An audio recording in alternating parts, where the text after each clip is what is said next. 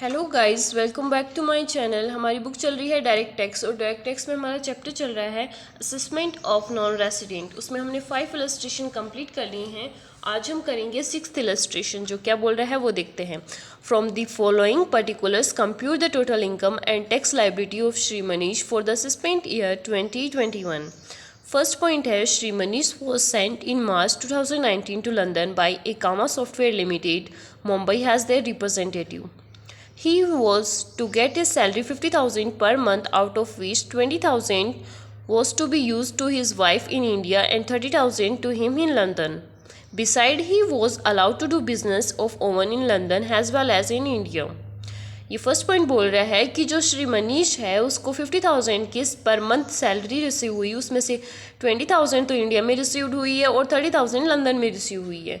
जो इंडिया में हुई है 20,000 इंटू 12 करेंगे 2,40,000, जो कि हमारे इस क्वेश्चन में काम में आएगी, और जो ये 30,000 वाली है काम में नहीं आएगी। बी पॉइंट क्या बोलता है, during the year ended 31 March 2020 his business in London resulted in loss of 50,000 while that in India yield a profit of 1,25,000। तो ये बोल रहा है कि जो लंदन में था उसमें लॉस हो गया 50,000 का, तो उससे हमें मतलब नहीं है। जो इंडिया में है तो इंडिया में कितना प्रॉफिट हो रहा है 1,25,000 का, तो प्रॉफिट एंड बिजनेस साइड वाला है उसमें हम शो कर देंगे 1,25,000 बिजनेस साइड में। फिर है C point, he hold shares in several Indian companies on which he receive dividend in April and May 2019 amounting to 30,000। ये बोल रहा है कि उसने बहुत सारे कंपनीज में इन्वेस्ट कर रखा था, वहाँ से उसे डिविडेंड रिसीव हो रहा है, लेकिन जो इंडियन कंपनी से डिविडेंड रिसीव होता है वो एक्सेम्प्ट होता है। तो ये तो हमारी बुक में मतलब टैक्सेबल इनकम में आएगा नहीं, एक्सेम्प्ट शो कर देंगे। फिर है D point, he has 2 residential houses in India which were built on 31 March 1997. The first house was let out for a rent of 10,000 per month. The municipal tax paid thereon being 10,000. During the year 1920, 15,000 was spent on the repairs of second house, which is residential house of Sri Manish family, and the municipal tax paid thereon being 5,000. The municipal valuation of this house is 50,000.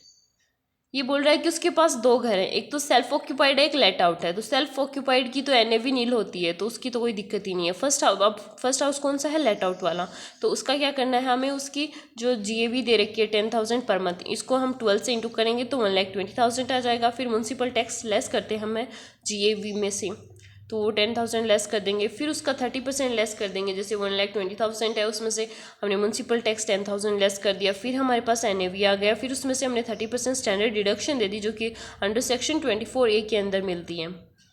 फिर है ई point, he paid premium of 10,000 on each insurance policies on his own life and other on the life of his wife. ये बोल रहा है कि उसने life insurance premium पे किया है, एक तो खुद की लाइफ पे और एक उसकी वाइफ की लाइफ पे, और उसने एक इंश्योरेंस पॉलिसी का 10,000 दिया, तो उसने 2 पॉलिसीज़ ले रखी हैं, तो 20,000 हो गया।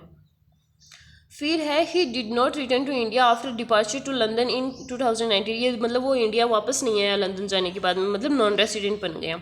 अब इसकी हम टोटल इनकम निकालेंगे, फिर टैक्स लायबिलिटी निकालेंगे। तो हमें क्या था, सैलरी हेड से इनकम थी हमारे पास ये वाली 20,000 इंटू 12 किया तो 2,40,000 आ गया। फिर उसमें से हमने standard deduction they the under section 16IA के अगर, जो कि 50,000 होती है, लेकिन इस क्वेश्चन में 40,000 की हुई है, जो कि गलत है। आपको सही करना है 50,000 कर लेना है। फिर 2,40,000 में से 50,000 लेस करना है तो 1,90,000 आ जाएगा। फिर हमारा सेकंड हेड दे रखा था हाउस प्रॉपर्टी से इनकम हो रखी है उसे, तो ये मैंने आपको समझा ही दिया, 1,20,000 आ गया। फिर उसमें से हमें म्यूनसिपल टैक्स लेस कर दिया तो एनएवी आ गया, एनएवी में से 30% स्टैंडर्ड डिडक्शन दे दी, तो फिर हमारे पास हाउस प्रॉपर्टी से 77,000 की इनकम हो गई। फिर है income from business and profession का, जो कि उसे प्रॉफिट हुआ था इंडिया में 1,25,000 का। फिर अदर सोर्स का क्या है, वो डिविडेंड था जो कि एग्जैम्प्ट होता है इंडियन कंपनी का। तो इन तीनों का टोटल करेंगे 1,90,000 प्लस 77,000 प्लस 1,25,000, तो आ जाएगा 3,92,000। तो इसको सही कर लेना, आप ग्रॉस टोटल इनकम आएगी इसकी 3,92,000। फिर उसमें से एक डिडक्शन दे रखी है 80C की इंश्योरेंस पॉलिसीज़ वाली, तो कितने की दे रखी है, एक ही है, on each of 2 insurance policies पे वो 10,000 प्रीमियम पे कर रहा है, तो इसको 2 से इंटू कर लेंगे, एक तो उसकी वाइफ का एक उसका खुद का, तो 20,000 की 80C की डिडक्शन मिल जाएगी। तो जो 3,92,000 था उसमें से हम 20,000 लेस कर देंगे जो कि ATC की डिडक्शन है। तो फिर हमारे पास टोटल इनकम बच जाएगी 3,72,000 की। 3,72,000 हो जाएगा ये। फिर ये तो हमारी टोटल इनकम निकल गई। अब उस पर हमें टैक्स निकालना है। तो टैक्स कैसे निकालेंगे, उसमें से हम 2,50,000 तो हमारी एग्जम्पशन लिमिट होती है, स्लैब रेट से ही लगेगा इसमें।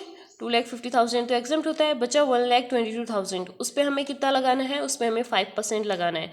तो 6,100 आ जाएगा। अब इसका 4% हेल्थ और एजुकेशन से सेट करना है प्लस 610।